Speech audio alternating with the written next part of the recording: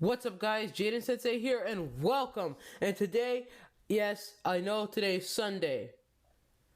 This video was supposed to be out Friday. I completely forgot about it. I'm trying to adjust my new schedule.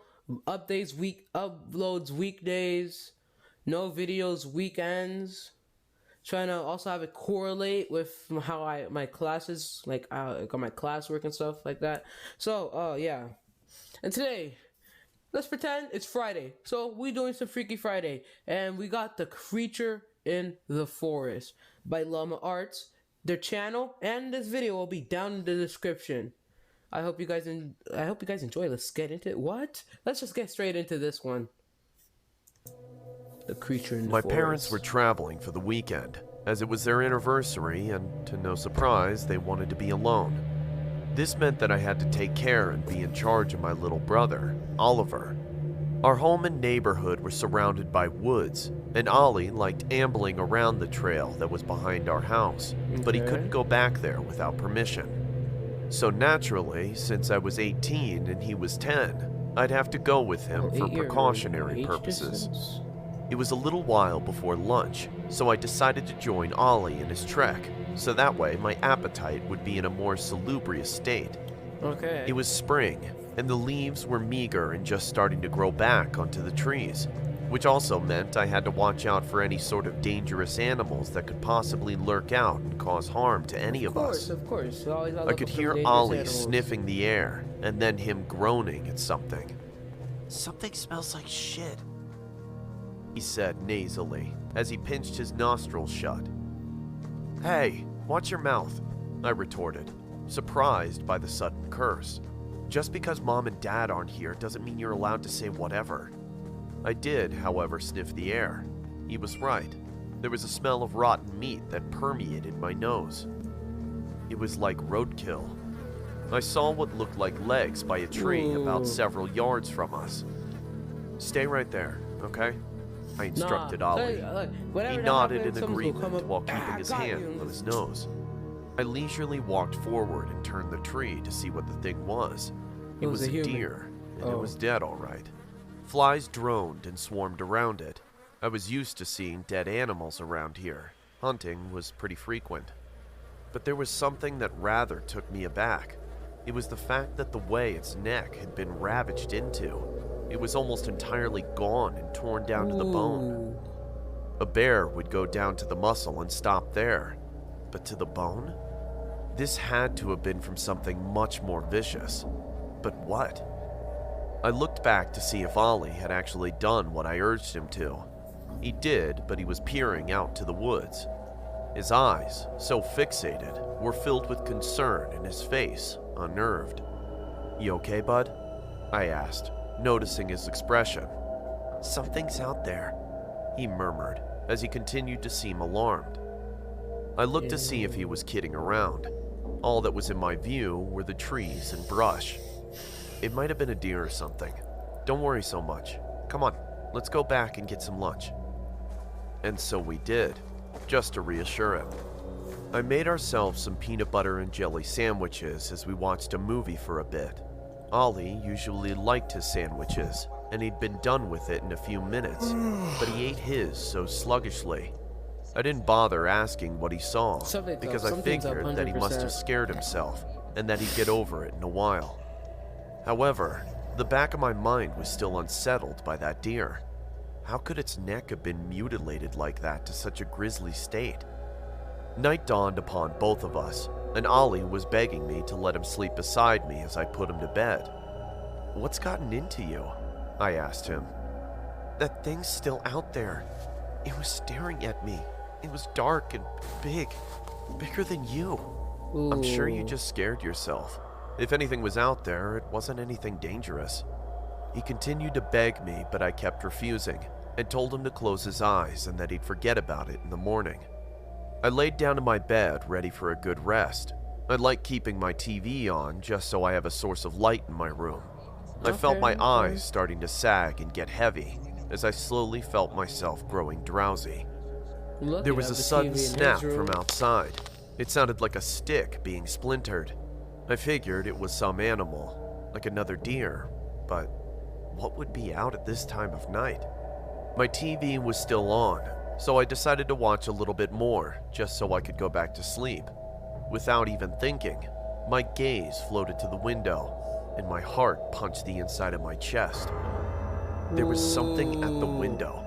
I couldn't see what it was, save for the eyes. They were milky and opaque, almost lifeless, but they were staring right through me. I tried to make it seem like I didn't see the figure outside, and just roll over onto my stomach and pretend to be asleep to try and avert it. I then heard something against the glass. The thing was scratching my window.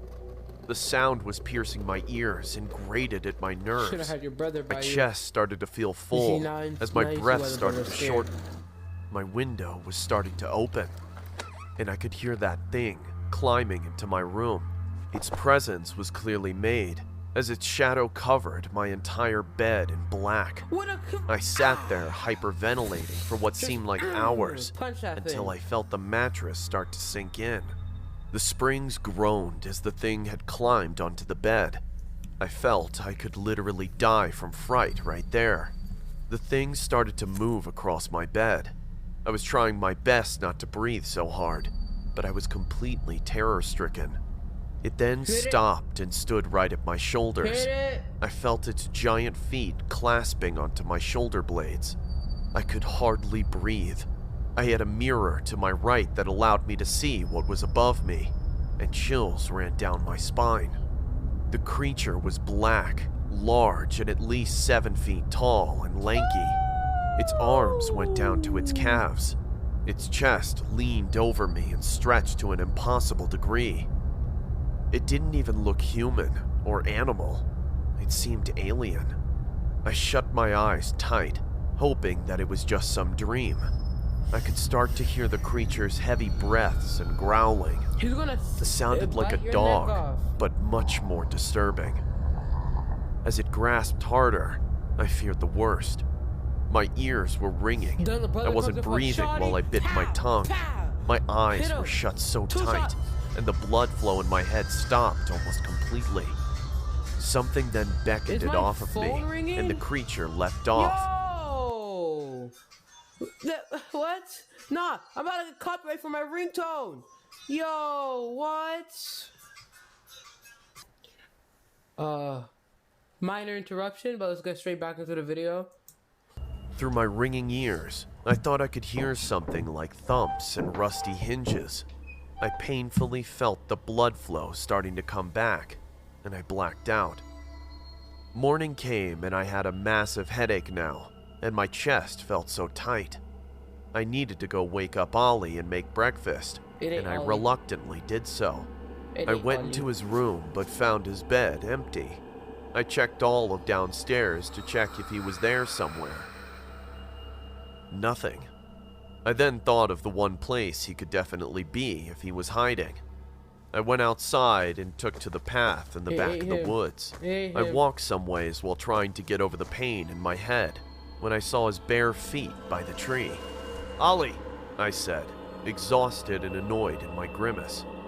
"Come on, what are you—" I stopped. Ooh. I felt my whole entire world collapse as I was bludgeoned with every single negative emotion possible. I put 2 and 2 together, and it answered my questions as it brought my distress up tenfold. Ollie was sitting there. His skin was pale.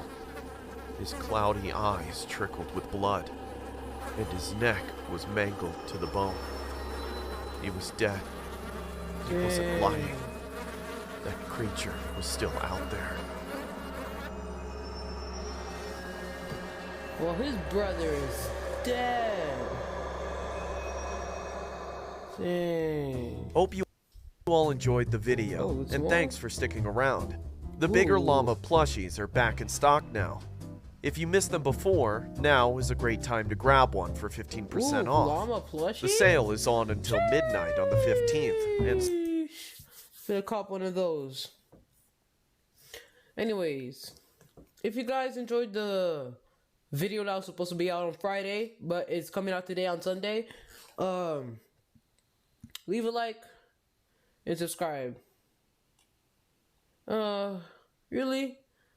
I have nothing else to say. Actually, I do have one thing I want to say. One minor thing. It's about drive. It's about drive. It's about power. We stay hungry. We devour. Put in the work. Put in the hours and take what's ours. Woo! That rock song is fire. If you guys enjoyed, I'll see you in the next one. Jaden Sensei, out.